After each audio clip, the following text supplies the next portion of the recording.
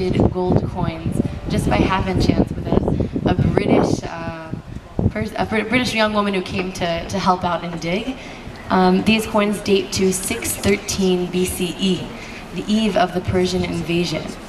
If we go even farther back, before that, this building was actually built on top of more ancient remnants. If we go a little bit farther down, there was a huge, and I guess one of the main remnants that was found here, a huge Roman villa. We're talking about a little bit less than 2,000 years ago. In this Roman villa, we found many different unbelievable findings, some beautiful ancient mosaic floors in the corners. You guys may have seen some of the rooms as we walked, and one of the most prominent findings in this villa is a very, very large courtyard, a peristyle courtyard. All of this was open to the sky with columns surrounding it in the Romanesque architecture. This Roman villa, again, we go even farther back, it sits on even more ancient artifacts. Just before the time period of the destruction of the Second Temple, we're talking about the 1st century CE, we find right below us over here a large palace that was two floors high, and it actually collapsed in on itself. We find findings that date back perhaps to the palaces of Queen Helene, who comes from the dynasty that comes from Iraq during that time period. We're talking about 2,200 years ago. And we even find gold earrings. We'll hear about the findings and the stories in the Mitzag in the show.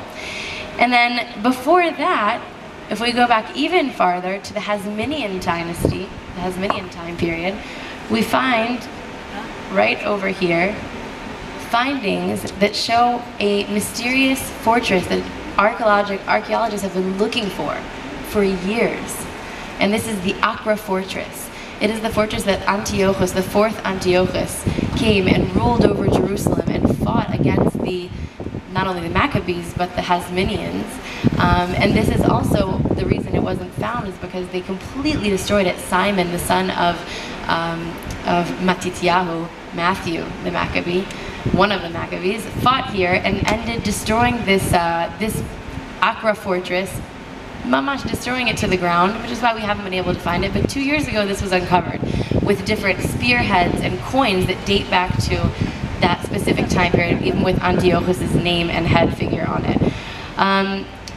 If we go back even farther, right underneath this awning, we find artifacts that date back to even the first temple time period, the end of the first temple time period.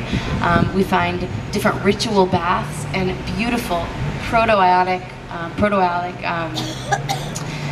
heads, column heads. And all of these amazing findings have been found really within the past 9 years.